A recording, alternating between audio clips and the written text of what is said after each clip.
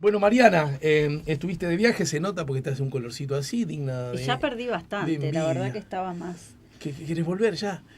Por supuesto. Y sobre todo volver al verano, la verdad que es mucho más lindo vivir con... No tanto calor como tienen ahora, pobres, pero es otra cosa. Bueno, lo que pasa es que ahí no te puedo decir nada porque Mariana y yo jugamos en el mismo cuadro, que es el pro calor, pro verano, pro... Me encanta. Me imagino que a vos, nunca lo hablé contigo, pero me imagino que aunque trabajemos igual, porque, qué gracia, si estás de vacaciones. No, macho, yo laburé siempre. La gente tiene otro espíritu, es diferente cuando hace calor, es como que uno está más abierto, más alegre, mientras que el invierno te encierra, te bajonea. Escríbalo y lo firmo abajo. Bueno, estamos con Mariana Pomía, que ustedes ya saben, es la directora socia de Cifra, es la responsable del área de mercados de Cifra, ¿no? Podríamos decir así. Sí. Está bien dicho en esos términos.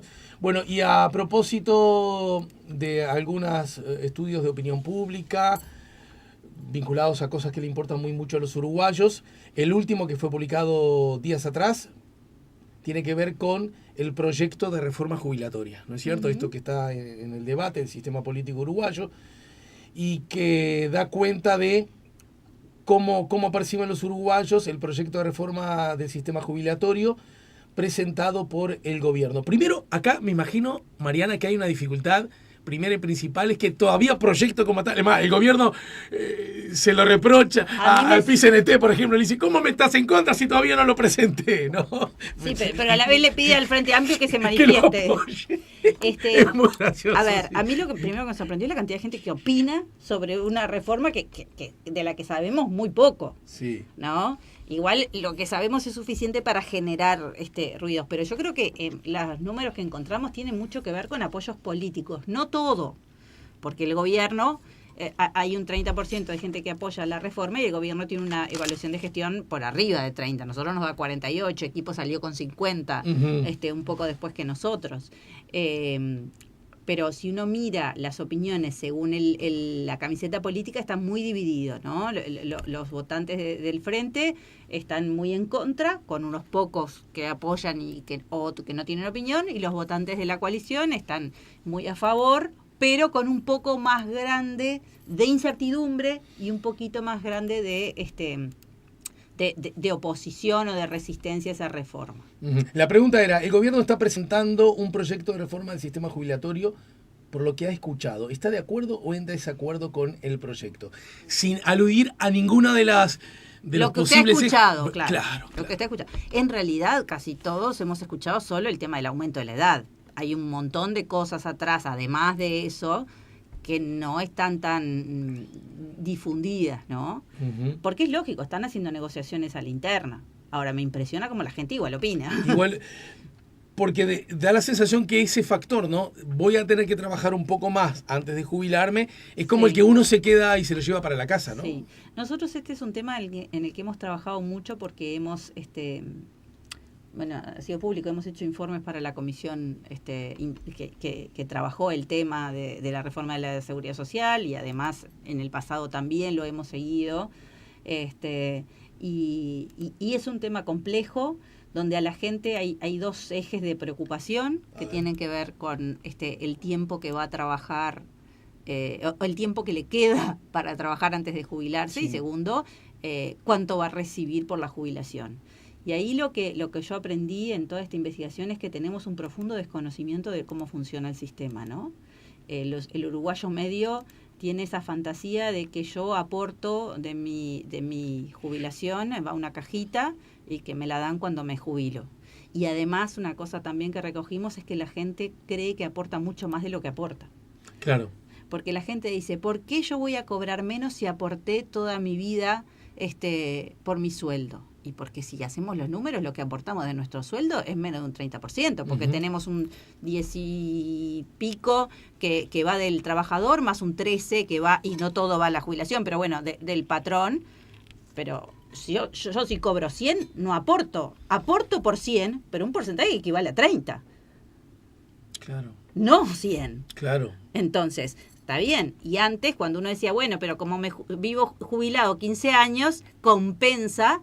Pero hay gente que pasa jubilado casi lo mismo que trabajando. Y vos aportaste un 30%. Bueno, el resto, ¿quién lo pone? No tanto, ¿no? El jubilado del mismo que trabajando. Hay gente que se jubila a los 60, que empezó a trabajar más adelante y vive hasta los 80 y pico. Es un montón de años. Sí.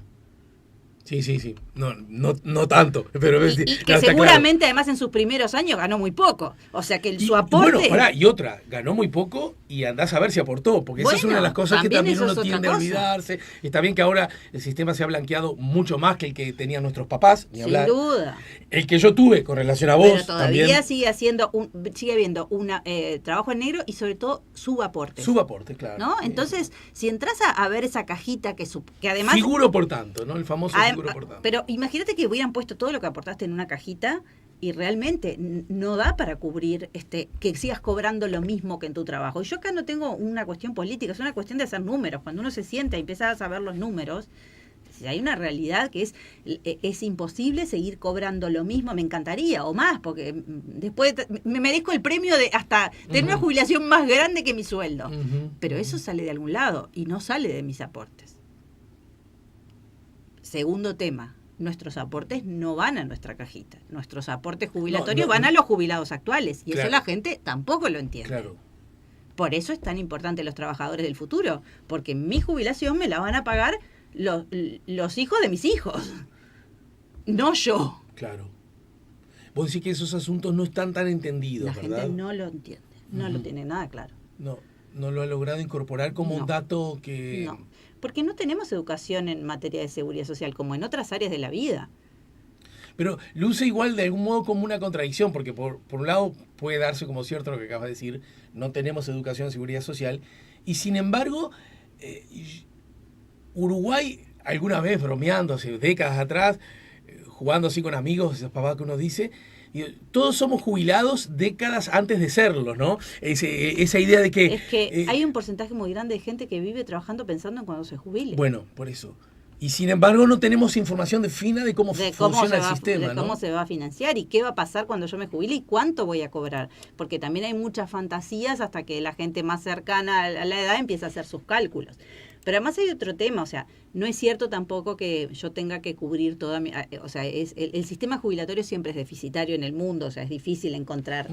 Pero el sistema, la seguridad social no solo cubre las jubilaciones, las prestaciones que tiene el banco, el BPS, son inmensas, que también se financian en parte con mi... Ese es otro asunto, y está bien que no estés particularmente interesada en pisar la arena política, pero que yo advierto que cuando se discute estos temas, por ejemplo, y hablando del déficit que el Banco de Previsión Social tiene, que es un déficit estructural, y se puede decir histórico, yo no sé si alguna vez tuvo superávit, no lo creo. Que su función no debería dar superávit. Claro. El problema es el tamaño del déficit, no el déficit. En todo caso, no es del todo justo lo que de alguna manera insinuaste, es decir, de pronto hay un déficit demasiado grande, de pronto es un déficit de una dimensión que hace que esté en riesgo la viabilidad de la herramienta de aquí a X cantidad de tiempo, no me meto, no sé, no somos tan técnicos, y además incluso los verdaderamente técnicos también tienen dudas, porque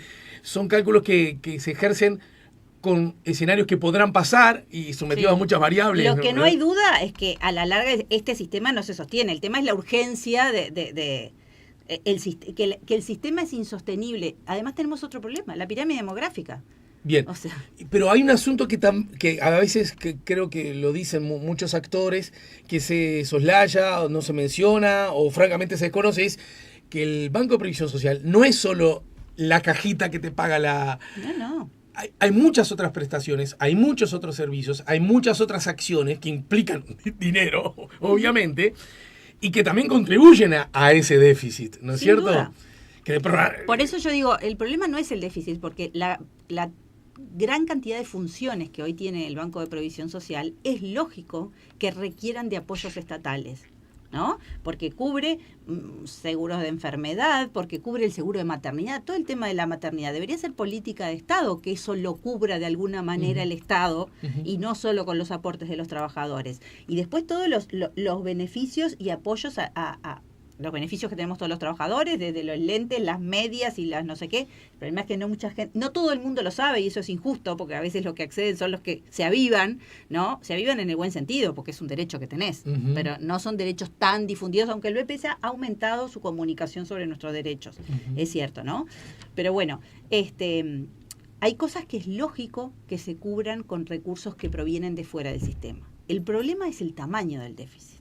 Bueno, pero lo cierto que en ese contexto, vamos a algunos de los resultados, ¿te parece? ¿Cómo no? De lo que arrojó la encuesta.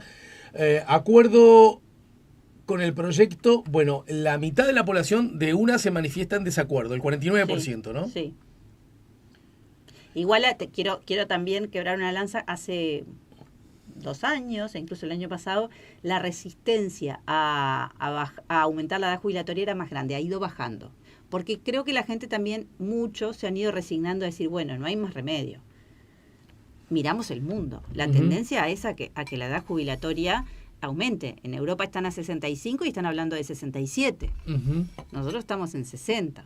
Claro, algo así como, bueno, no es lo que yo prefiero, pero es inevitable que ocurra. Va a pasar porque es una tendencia en el mundo.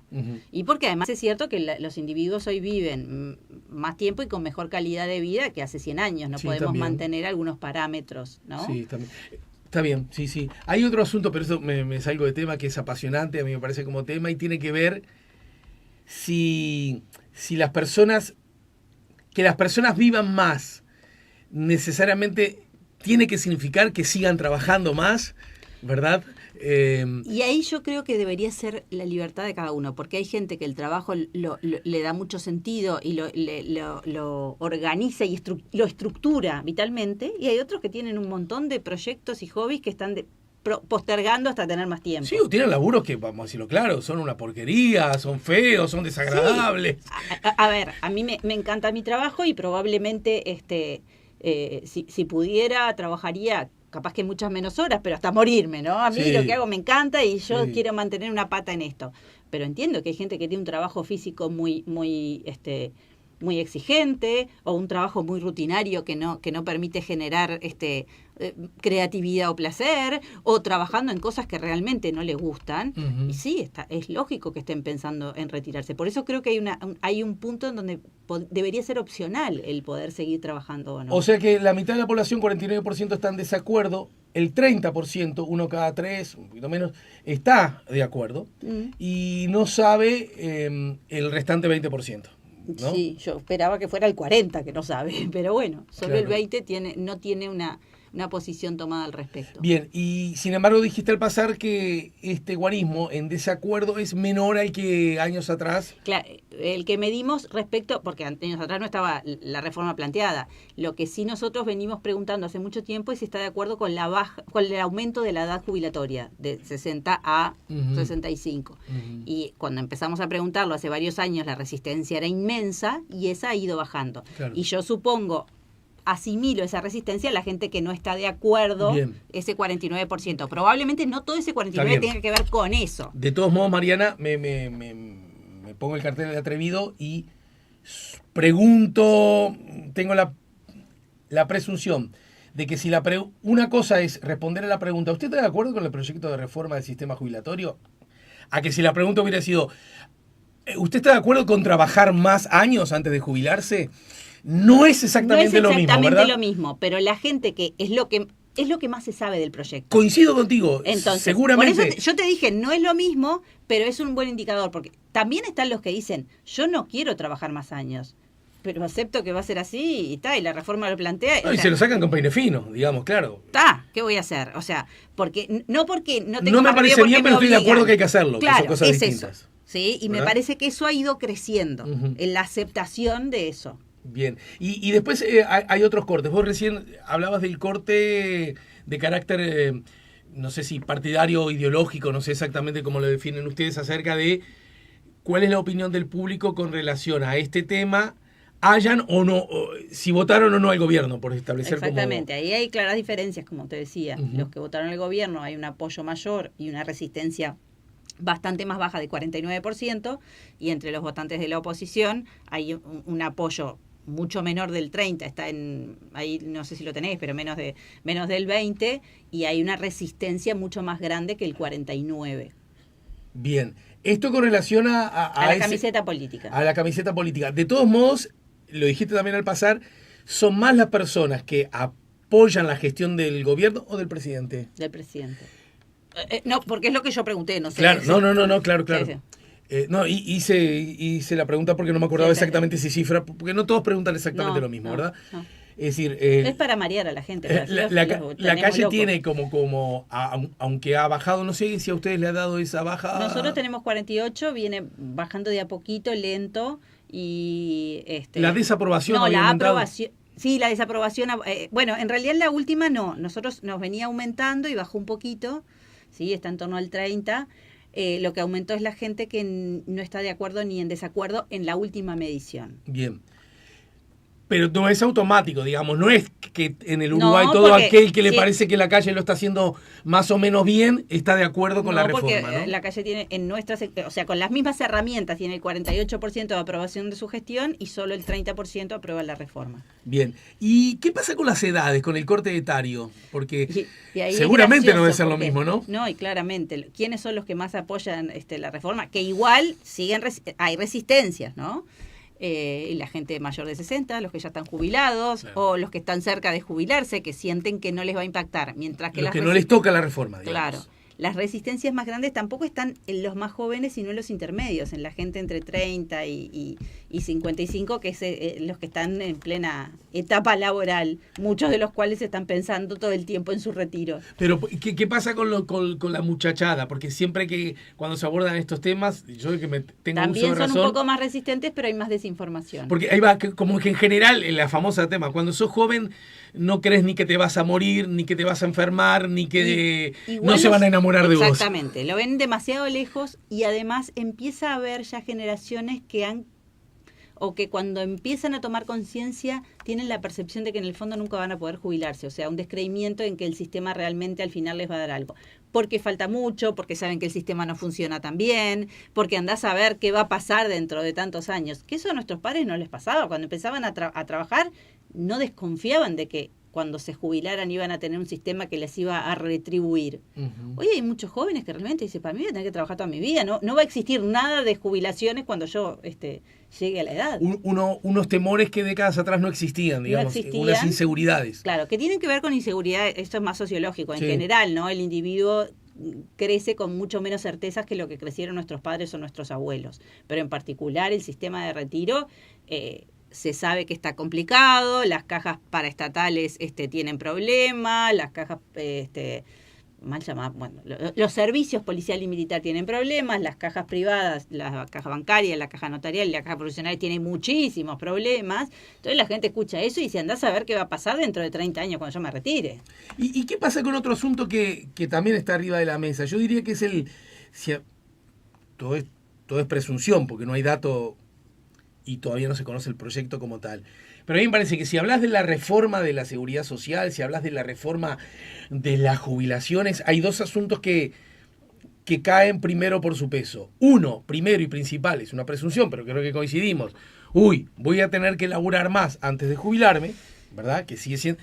Y el otro que anda dando vueltas desde hace ratazo es, ¿y qué pasa con la caja militar, no? Que me parece que no me pusiste una cara. No, te iba a decir, lo otro es voy a cobrar menos. Ajá, ¿menos que qué? Y que lo que pensaba cobrar antes de la reforma. ¿Y qué? Pero es, a ver, porque yo en realidad creo que la gente sabe que cuando te jubilas cobras menos. Pero va a cobrar menos que menos. Pero, ¿eso lo sabe? Lo presiente. Ajá. O sea, voy a tener que trabajar más y encima cobrando menos. Bueno, hay que ser muy gaucho para estar de acuerdo con eso, ¿no? No, o aceptar una realidad que decís que trasciende mi voluntad. Bienvenido al centro y entro a cabecear. Hay que ser muy gaucho para aceptar eso y saber que otros ciudadanos con 45 años se jubilan y con más del sueldo, ¿no? Y por eso mismo hoy hay políticos que dicen esta reforma solo se va a poder aprobar si tiene el consenso político.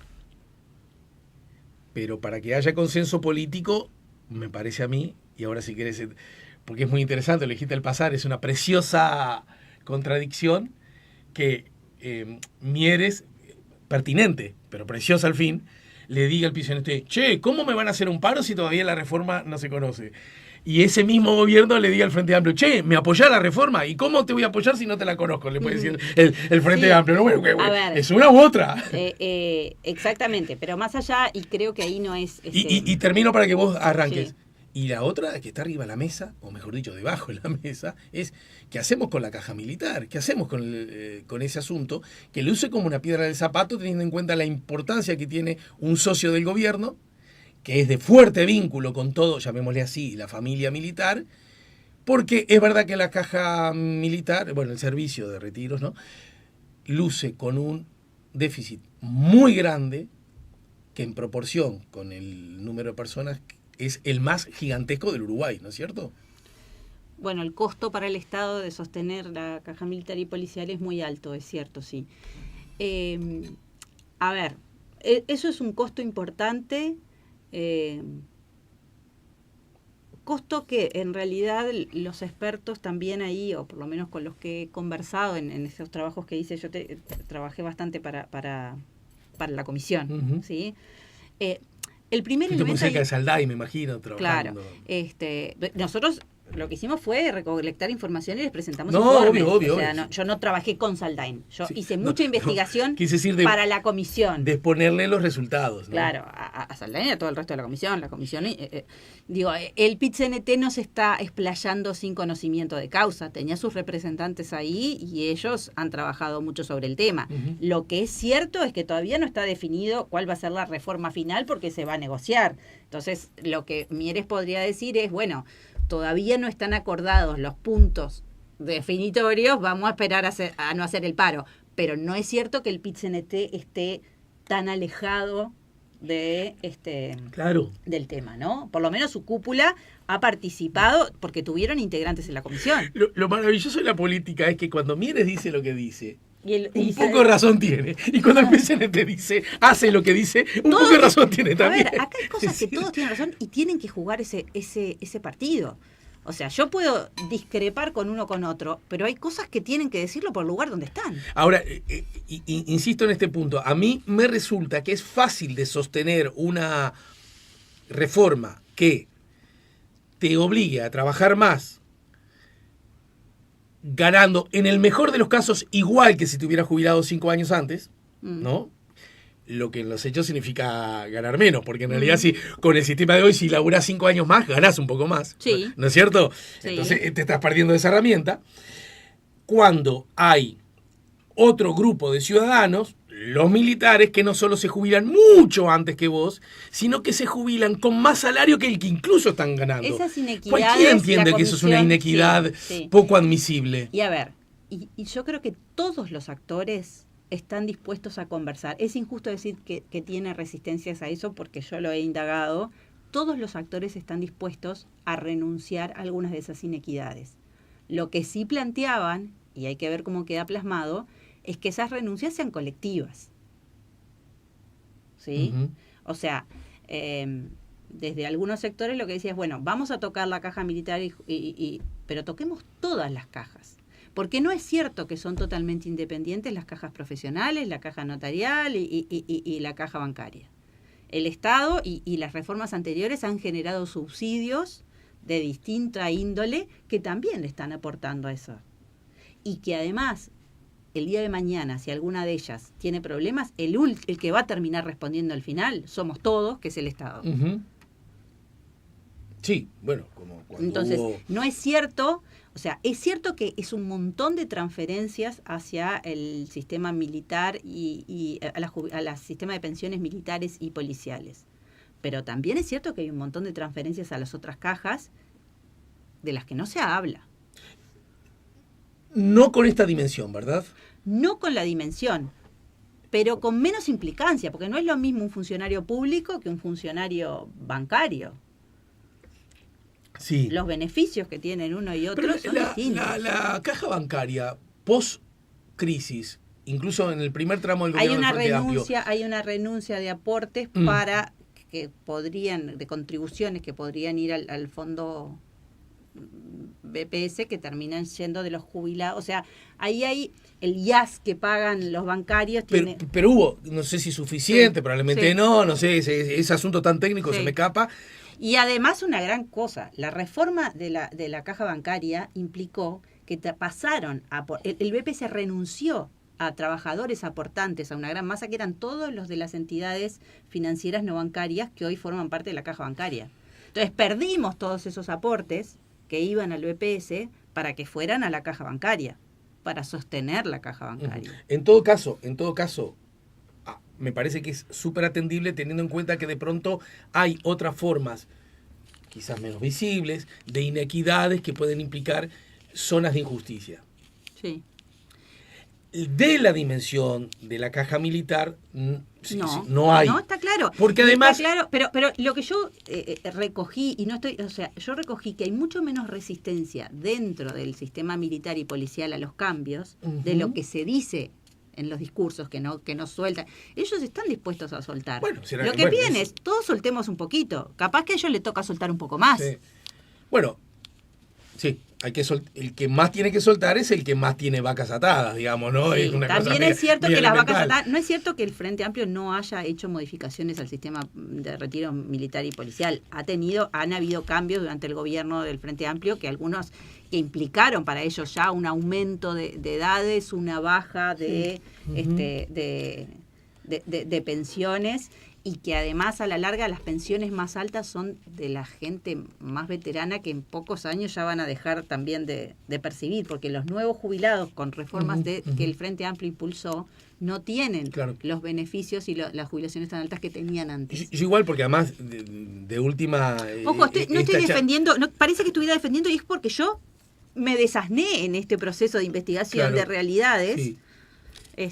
Y yo decía desde la perspectiva de cómo reacciona la opinión pública. Sí. A la opinión pública es difícil de convencerla de que, mire, usted va a tener que esforzarse más para tener menos, o en el mejor de los casos, lo mismo, cuando el que está enfrente, no en otro universo, en otra galaxia o en otra composición cósmica, el que está enfrente suyo, no le pasa nada de eso.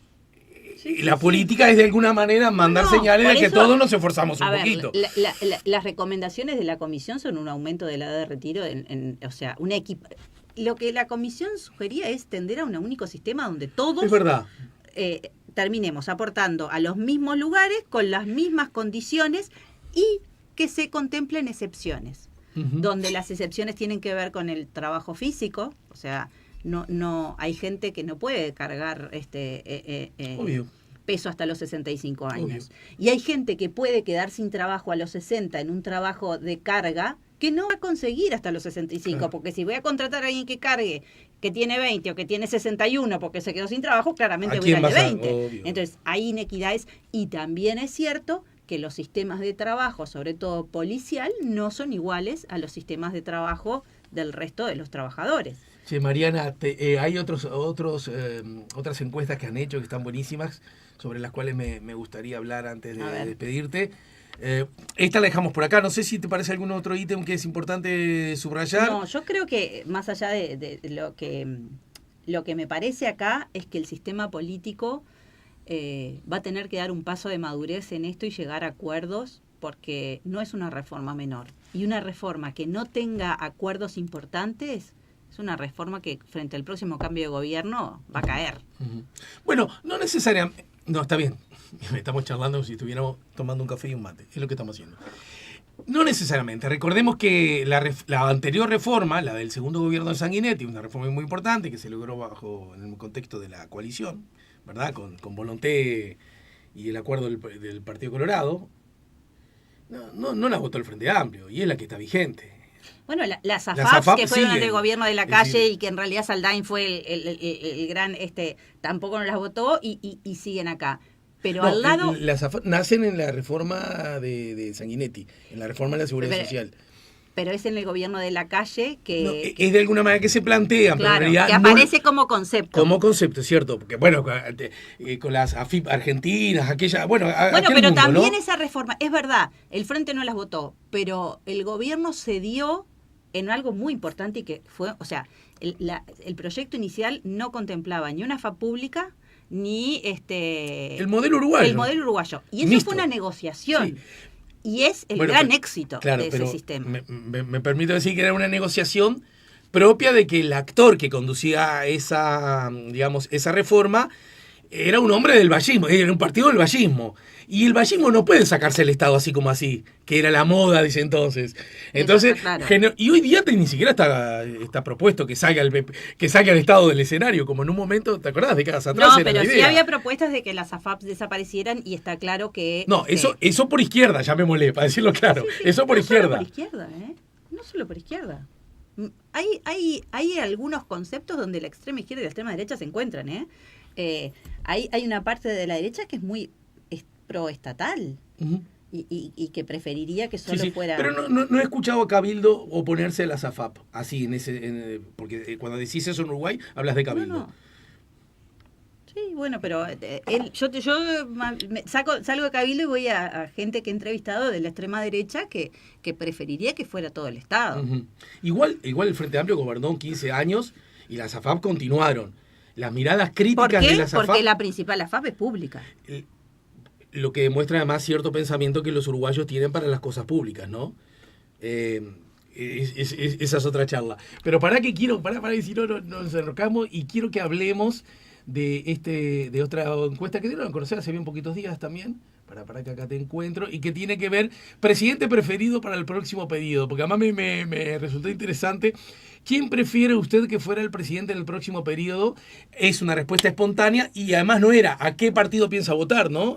Es decir, La pregunto. pregunta era genérica, ¿quién prefería que fuera el próximo presidente? Y lo mostramos en conjunto, pero después sí analizamos esas respuestas en función de las camisetas políticas. Naturalmente. Porque probablemente, salvo que en Uruguay las camisetas políticas pesan mucho, y para la mayoría más que las personas. Entonces a mí me puede encantar, no sé, Beatriz Argimón, y soy hincha de Beatriz Argimón, pero capaz que si siempre voté al Frente Amplio, bueno, al final voy a terminar sí, votando. ni que vengan degollando voto a Beatriz. Puse ejemplos así. Sí. Este. O Orsi, digamos, también, ¿no? Que puede ser también otra figura que... Bueno, traté de poner como... yo para cuidarte y no digan que... No, por eso pensé en una mujer. Sí. Dije, voy a nombrar una mujer.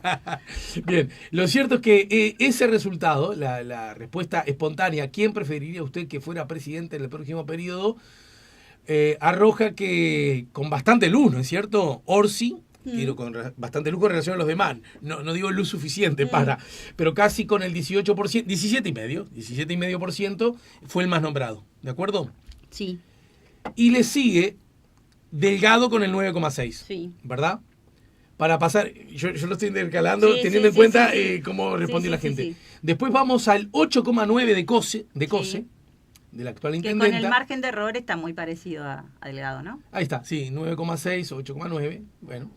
Y la calle Pou, 7,7, ¿verdad? Sí. El actual presidente. Sí. No, seguramente no debe llamar tanto la atención, que a pesar de que sepamos que no hay reelección inmediata. No, siempre nos pasó. Yo imagino que con Tabaré en la con primera y en con particular, Mujica, ¿no? con Mujica también nos Ah, pasó. mira. Sí. Siempre nos pasó. Con Tabaré en la primera y en la segunda también aparecía. Ah, mira. Siempre nos pasó. Y eso yo creo que tiene que ver, bueno, con una exposición de la figura y después con un trabajo, que lo dije públicamente y a los pocos días, no lo hizo porque yo lo dije, pero creo que lo empezamos a ver, que el presidente tiene que preparar su sucesión. Yo creo que es parte del rol del presidente, es permitir que figuras de su partido cobren exposición pública y generen el vínculo para pensar en las próximas elecciones. Exacto. Y vos decís que a lo mejor esto da cuenta de cierto... A mí me da la impresión No, que da porque a los cuenta... pocos días Delgado dio el discurso en el acto del 25 de agosto, ¿no? Claro. Que bueno, que lo que pasa es que su delfín. acá hay otros asuntos. Pero primera cosa que habría que decir, en un sistema donde no rige la reelección continua. Sí. Porque en realidad Uruguay tiene la reelección más permanente del mundo. Sí. Puede ser 70 veces presidente. Sí, no funciona. Por suerte nunca ha pasado. No, pero quiero decir, es cuestión de que la biología, ya que hablábamos del BPS, si las personas pueden vivir, yo no sé cuántas veces más se podría presentar Mujica, Vázquez, Sanguinetti, la calle Herrera. Sí, se seguirán presentando. Y yo creo que es algo también que muchos hablan de que el presidente lo tiene muy, muy presente, ¿no? Pero la pregunta es, si el 7% del público total, el 8%, 7,7%, ¿no? Todavía menciona la calle, a pesar de que no se puede, para mí da cuenta de dos cosas distintas y hasta contradictorias. Primero, se ve que la calle lo está haciendo bien, por lo menos para una parte importante de la población. Segundo, se ve que no hay nada al lado. Claro. ¿No? Por eso yo decía, el presidente tiene que trabajar en la sucesión, o sea, tienen que permitir, tiene que potenciar otros candidatos, porque todo gobierno debería desear, y lo hacen, mantenerse en el poder para sostener reformas que es imposible hacer en 5 años, ¿no? Y después es muy interesante dentro del Partido Nacional, en esta mirada, como lo que podríamos llamar, ya sé que esto es muy, incluso ahora el propio intendente de Paysandú está hablando bastante del asunto, el ala wilsonista, muy entre comillas, el ala no herrerista, podríamos decir, más allá que el herrerismo puro tampoco está... Pero bueno, me parece que la gente decanta, ¿no? Bueno, como el palo más herrerista es el que está gobernando, es la mayoría del partido. Ahí hay una disputa por quién hereda eso, ¿no? Pero no aparecen, ¿no? Porque bueno, Beatriz Argimón, ella aspira a ser heredera de esa ala wilsonista. Ella no viene del herrerismo y terminó ahí. Entonces, yo no estaría tan seguro de que aplique como para que sea esa otra ala, pero en todo caso es el 1,3%, ¿no? Pero ella ha hablado de eso. El tema es si el resto de los wilsonistas la reconocen como representante, pero ella juega eso, o sea... Pero quiero decir, acá me parece interesante que no está, qué sé yo, no está Gandini, no está el actual presidente del directorio, no está ninguno de los intendentes. En general los presidentes del directorio no han jugado carreras políticas, ¿no? Y lo eligen un poco pensando en eso. Pero justo no es el caso de que es un hombre de la acción política, ¿no? Me parece. Sí, no sé. No sé, sí. A ver, a mí me extrañó más que no aparecieran intendentes, ¿no? Que siempre fue un grupo... Bueno, lo que te acabo de decir que como que no están, ¿no? Claro, pero no necesariamente del ala wilsonista, intendentes, ¿no?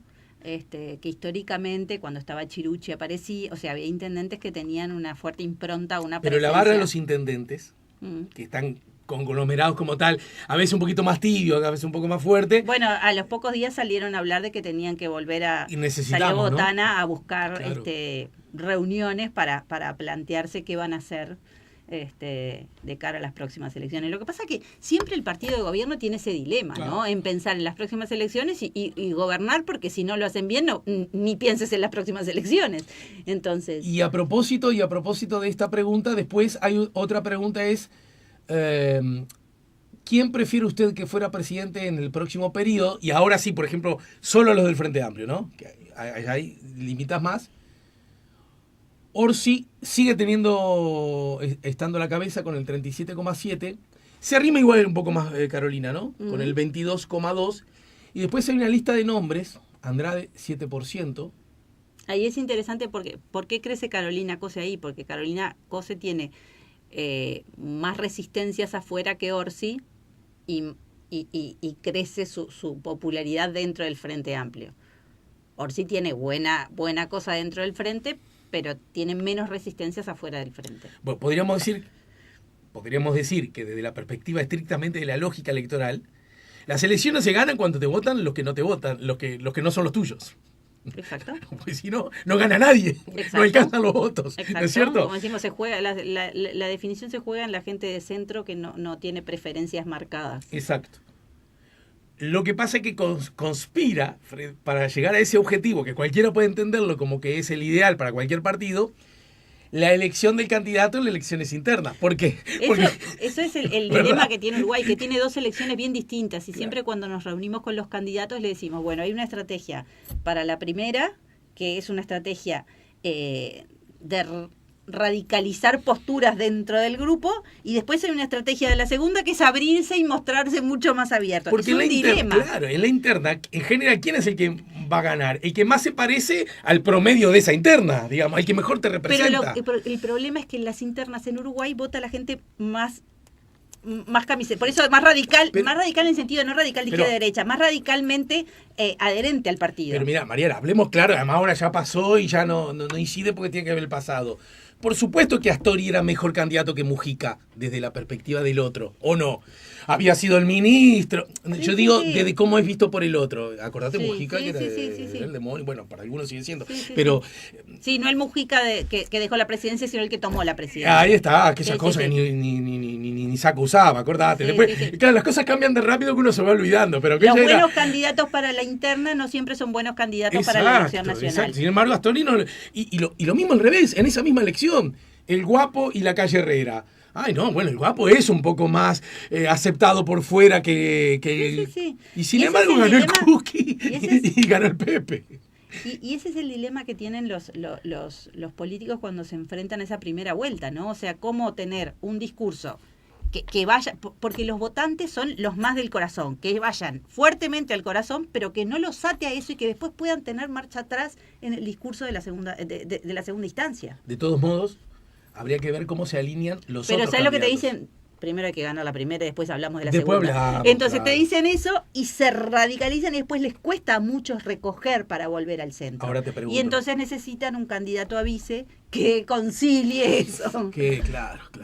Y además con el nuevo escenario planteado, yo creo que está perfecto, pero no importa la opinión, que tiene que ver con lo paritario, ¿no? Claro. Para que ya ni siquiera puede ser cualquiera. Tiene que ser hombre o mujer, de acuerdo a quién. Está clavado. Si gana un hombre, ya sabes que la vice va a ser mujer. Si gana una mujer, ya sabes que el vice va a ser un hombre. Y bueno. Por lo menos en el partido Frente Amplio, que creo que además es por disposición del propio Frente Amplio, sí. Y a esta altura, por el Partido Nacional no creo que se salga de ese trillo. Bueno, si ya lo hizo en la elección pasada. La veo no muy va difícil, a ¿no? Muy difícil. Aunque ahora, si me dejas pasar un avisito, perdón. El tema de de lo paritario que se está discutiendo en el Parlamento parece que no va a salir. Lo paritario 1-1 en ese sentido. En cuanto a la conformación de las listas. De las listas, sí. Ese es otro tema. Sí, claro. que venía bastante bien y se trancó y parece que no va a salir. Bueno, eso es un lindo dato a conversar. Lo último que quiero preguntarte en esto es, pero si Orsi, cuando se le pregunta al público en general, sí, del Frente Amplio y fuera del Frente Amplio, ¿quién le gustaría a usted que fuera el próximo presidente? Y da 17,5, seguido por Delgado, 9,6, y casi en el mismo escalón, Carolina Cose. Sí. Pero cuando le preguntás solo a los Frente Amplistas, el número de Orsi, si bien Carolina mejora, crece, pero sigue siendo el preferido Orsi y tranquilo. con luz, ¿verdad? Sí. Che, da la sensación que es muy difícil que no fuera Orsi, si tuviéramos que, al decir de tu maestro, si hubiera que apostar una hamburguesa. Sí. Bueno, hoy con ¿no? al no día estoy de hoy, diciendo si nada que cambie, lo que no sabemos es qué va a pasar en estos 2 años. Los dos tienen a su cargo gestiones que pueden tener sus dificultades. Hoy se ve a Orsi como un candidato más firme. Quiero decir esto, y ¿acaso un buen candidato también para los no propios. Hoy hay que ver qué pasa de acá al momento de las elecciones. ¿Acaso no lucen como, no digo naturales porque es una palabra además, sí. pero lógicos, naturales, sí, obvios, evidentes? Sí. Orsi en el Frente Amplio y Delgado en el Partido Nacional. Orsi en el Frente Amplio sí, Delgado en el Partido Nacional también. Ahora yo creo que el Partido Nacional es me hiciste una pausa y me dijiste que sí. No, porque me quedé pensando, no lo comparto plenamente porque creo que el Partido Nacional va a tener más movimiento de aquí a las elecciones de lo que va a tener el Frente Amplio, porque tiene otras dificultades, otro rol, porque van a entrar a jugar otras cosas y porque ahí hay menos acuerdo, ¿no?